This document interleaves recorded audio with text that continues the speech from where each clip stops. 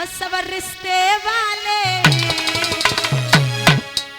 और कुछ मामा लगते हैं, कुछ पिता हमारे हैं, कुछ मामा लगते हैं, कुछ पिता हमारे हैं।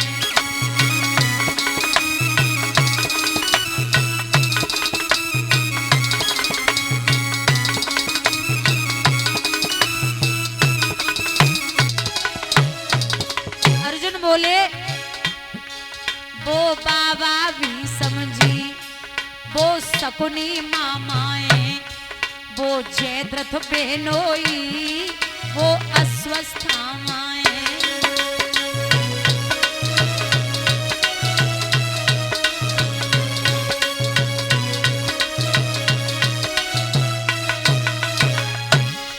कछु लगे ससुर मेरे, कछु लगे ससुर मेरे, कछु साले लगते हैं। मैं कैसे बार करूं सब रिश्ते वाले।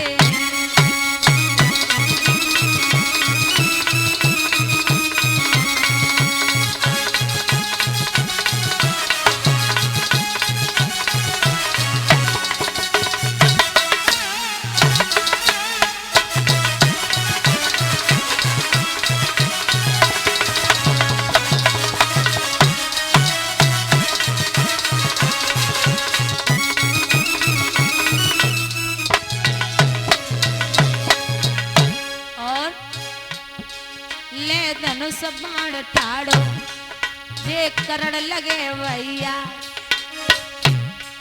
ले धनुष बाण ठाड़ो जे करण लगे भैया।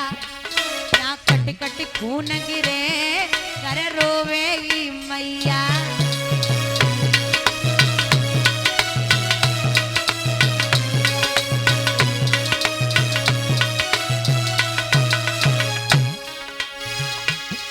जब लाल होई धरती,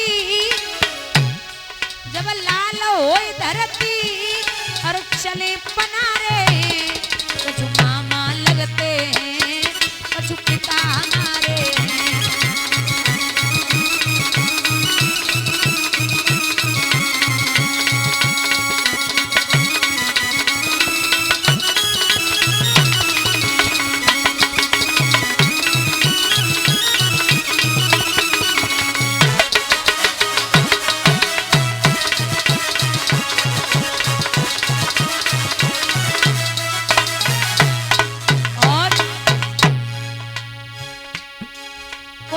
सब मर जाएगो, मोए साफ लगे वारी, रोए रोए के मर जाएंगी सब इनकी घरवाली।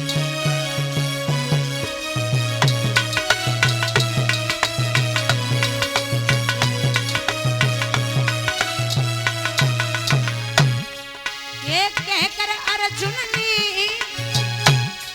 अरे शस्त्र तो डाले, कुछ मामा लगते हैं, कुछ पिता हमारे हैं।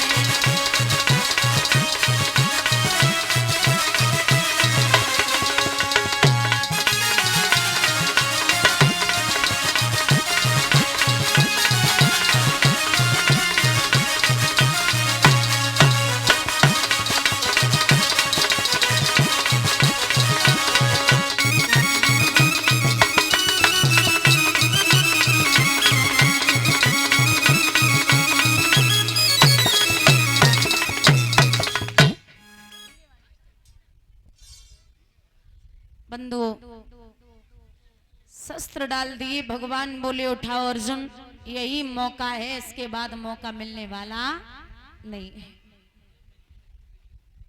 तो कहते हैं दादा जैसे एक आदमी पानी में डूब रहा हो, उसे तिनका मिल जाए तो तिनके के सहारे से वो ऐसा लगता कि निकल आएगा।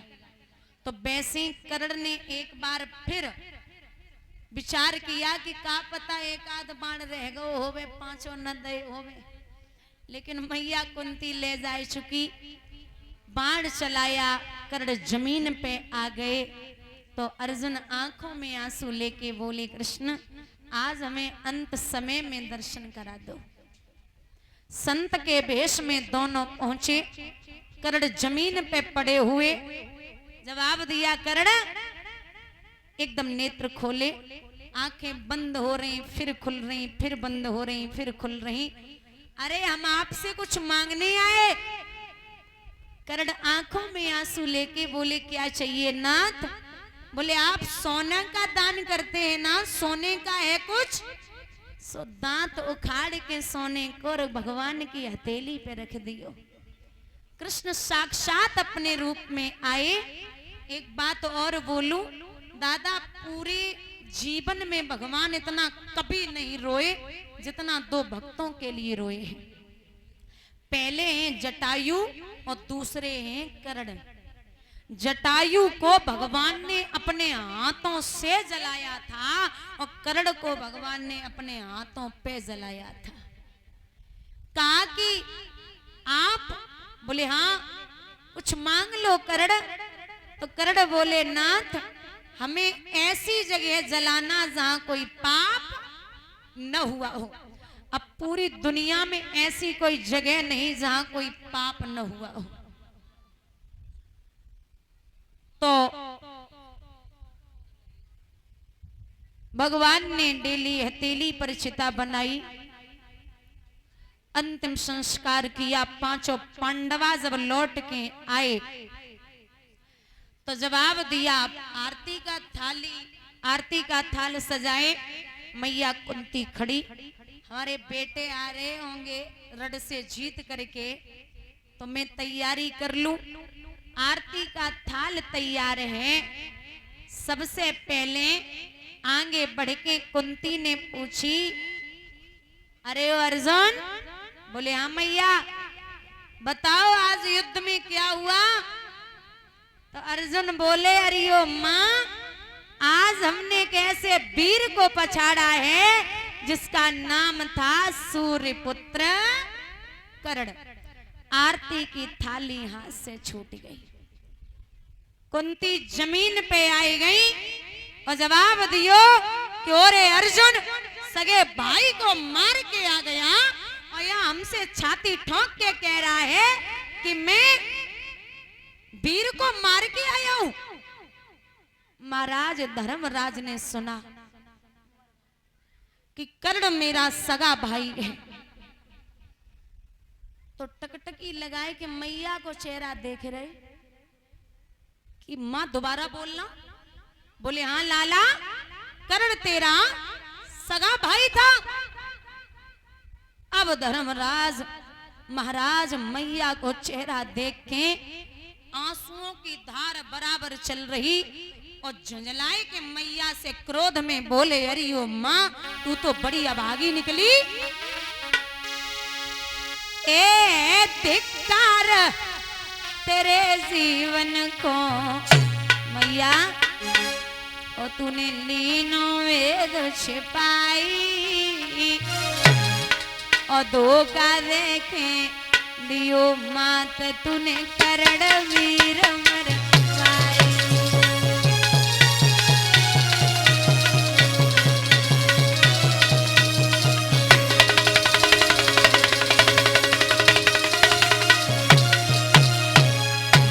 और धर्मराज रोई के बोले, मैया ए हम जो जनते कर्ण व्रात मां, तो लड़ते नहीं लड़ाई, हम झुक के छुअते चरण करण मेरो ले तो गले लगाई।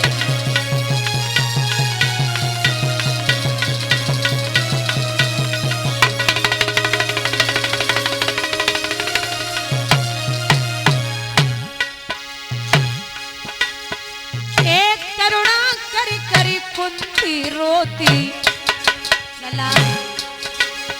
हाँ करुणा करी करी कुंती रोती, बेटन को समझ आती। एक दिन की बात है,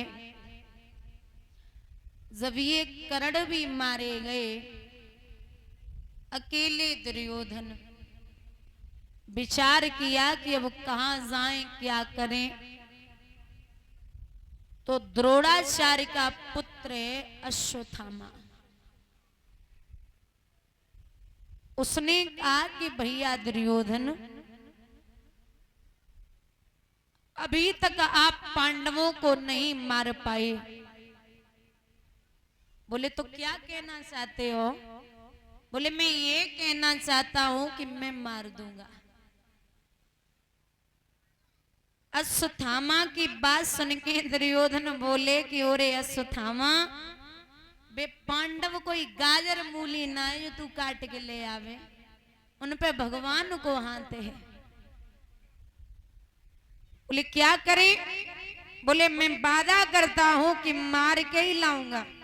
ठीक है जाओ। अब रात्रि का समय, रात्रि के समय में अश्वत्थामा चले। मैया द्रौपदी के 5 बेटा लेटे थे, तो उन्हीं के सर काट के और थाल में रखे दुर्योधन के सामने रात्रि में पहुंचे। बोले ये लो। रोज कहते थे नहीं मार पाऊंगा, नहीं मार पाऊंगा, आज मार के लाया। अब क्रोध में था दुर्योधन। बोले लाओ। क्या? सबसे पहले हमें भीम का सर दो जिसने मेरे भाई को मारा। तो जो सबसे बड़ा सिर था वो महाराज लेकर के और दिया है। दुर्योधन के हाथ में तो अंधेरा था। जैसे ही दुर्योधन ने दबाया तो बुजुर्गों वो सर जो था बीच से फट गया, एकदम पसीना आ गया। दुर्योधन बोले ओरे अश्वत्थामा, क्या बात है? बोले क्यों? हमें जब मालूम पड़ रही है जे भीम को सिर नहीं है। क्यों? बोले भीम का सिर इतना कमजोर नहीं हो सकता है जो हमारे दबाने से फट जाए। ये पता लगा ये सर किसका है। प्रकाश हुआ। जब प्रकाश हुआ तो देखा कि जो वो सर है वो भीम के बच्चे का है। दुर्योधन को ये श्राप समझो या वरदान, जो भी ये लगा था कि सुख और दुख एक साथ जिस दिन आ जाएंगे उसी दिन मृत्यु हो जाएगी। तो दुर्योधन को प्रसन्नता इस बात की है कि पांडवों का वंश मिटा दिया, और दुख इस बात का है कि हमारे कुल में कोई पानी देने वाला नहीं, और तूने पांडवों का भी सत्यानाश कर दिया। अब कोई मुझे मुखाग्नि देने वाला नहीं है, कोई बचा ही नहीं। क्या करें? तो ऐसे ही यहां बोलते ही बोलते शरीर को छोड़ गया। या सुबह डेरों में रक्त बह रहा था, और अबला पड़ी रो रही है। द्रौपदी बाल बिखराए हुए लालों पे पड़ी रो रही है। भगवान पहुंचे तो मोहन के आते ही बोली, आओ मोहन बेबाकी है, अथवा इस खेल तुम्हारे में अब और खेल भी बाकी है। कृष्ण आइए। जब देखा तो देख करके कृष्ण की आंखों से आंसू आ गए। बोला बहना, मैं वादा करता हूं उस अश्वत्थामा को तेरी आंखों के सामने ही मारूंगा। उसने जो ये उल्टा कर्म किया, उल्टा काम किया है, उसकी सजा उसे अवश्य मिलेगी। लोग कहते हैं कि कर्म आप करोगे फल आने वाली पीढ़ियों को मिलेगा। ये कलयुग है, यहाँ जो तुम करोगे ना वो 1 साल भी नहीं लगेगा, 2 या 1 महीने में ही वापस आएगा। ये मत सोचना कि वंश को मिलेगा, क्योंकि एक बाग है, उस बाग में आम लगे हैं, तो आमों को आंखों ने देखा। अब आंखें देख सकती हैं लेकिन जा नहीं सकती, तो गए पैर, पैर जा सकते लेकिन तोड़ नहीं सकते। तोड़ा हाथों ने, हाथ तोड़ सकते लेकिन खा नहीं सकते। खाया मुख ने, मुख खा तो सकता लेकिन स्वाद नहीं ले सकता। स्वाद लिया जिह्वा ने, जिब्बिया स्वाद तो ले सकती है लेकिन रख नहीं सकती, रखा पेट ने। अब जैसे ही महाराज माली को पता चला तो माली आया, माली ने डंडे मार दिए पीठ पे। अब पीठ की तो कोई गलती नहीं थी, वो तो फालतू में ही पिट गई, उसकी तो कोई गलती नहीं थी, क्योंकि आंखों ने देखा, गए पैर तोड़ा, हाथों ने खाया, मुख ने स्वाद लिया, जिब्बिया ने रखा, पेट ने। पीठ पे डंडे पड़े तो लेकिन आंसू कहां से आए? आंखों से। और देखा किसने था? आंखों ने बोली गोविंद भगवान की